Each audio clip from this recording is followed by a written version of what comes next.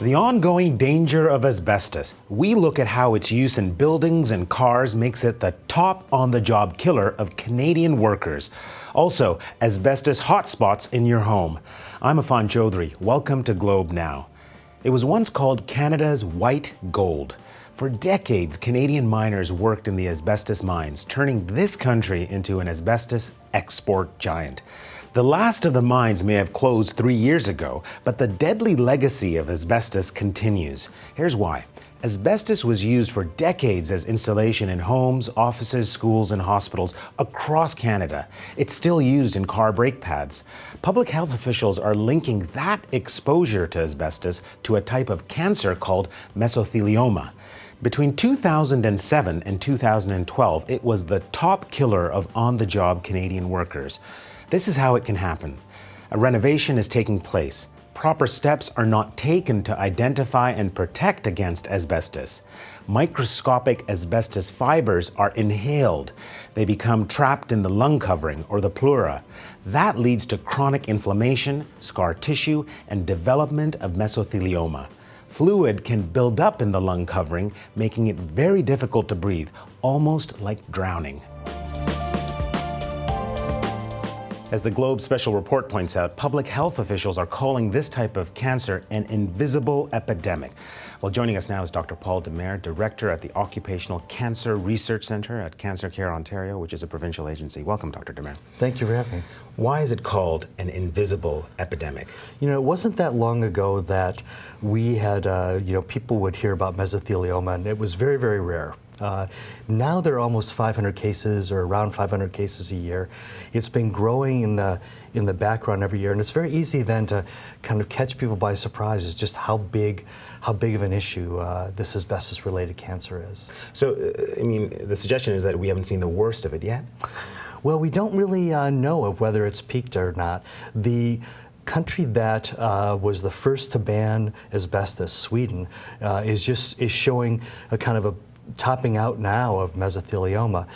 We did not act as early or as well in the area of asbestos, so I think we still have some years to go. Interesting.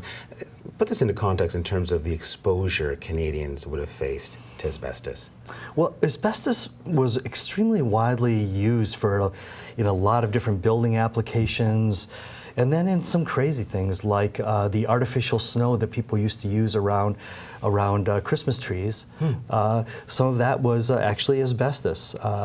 It's very safe, it doesn't catch fire, but people had no idea at the time of how dangerous it was. So how much of an inventory is there in terms of, buildings and other sites where asbestos was used here in Canada?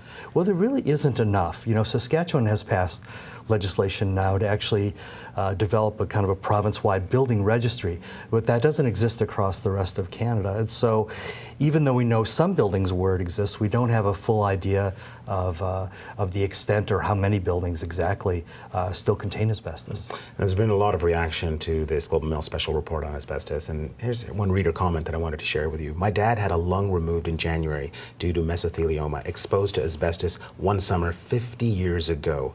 Early detection is critical. How familiar is that story? It's a very familiar story. Unfortunately, these cancers take decades to develop, and seeing a cancer 30, 40, 50 years later after somebody's had asbestos exposure is what we see. We began taking big actions to reduce exposure back in the 70s, and yet the number of cases of mesothelioma is still rising. So you mentioned that there are countries that have moved, in terms of, banning, asbestos. Put Canada into the global context. Well, Canada has been one of the slowest of the industrialized nations to move on this, and even to the extent of opposing things like the Rotterdam Convention on asbestos. So we still have not banned asbestos. We still import asbestos products for some uses. We export asbestos products. So we're really quite a bit behind many of the other countries. Interesting. Well, thank you so much, Dr. Paul Demers. Okay. Well, to read more about our asbestos and invisible epidemic special report, check out Tavia Grant's and the rest of the Globe team's multimedia reporting on our website. Now, stay with us. Up next, how to spot asbestos danger zones in your home.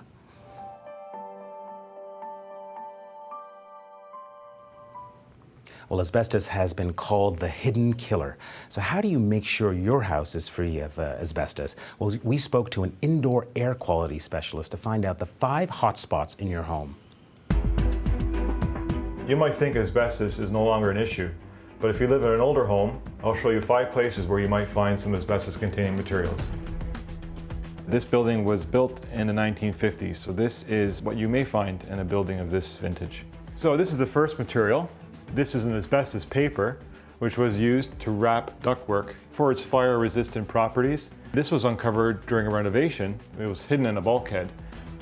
Okay, so here we have a floor material. It's a 9 by 9 inch vinyl floor tile, which commonly had an asbestos component, typically between 3 and 5%, but now it's been uncovered during this renovation. This is another example of an old flooring material that could contain asbestos. In this case, it's vinyl sheet flooring. So in this case, they went over top with a newer floor. It's a ceramic floor, so that is not asbestos containing, but what's underneath could very well contain asbestos. Like the floor tiles, these ceiling tiles could also contain asbestos. These are referred to as glued on or stick on ceiling tiles, and they're fastened directly to substrate or some strapping. Is a different type of ceiling tile. These are referred to as lay-in ceiling tiles, and these also could contain asbestos.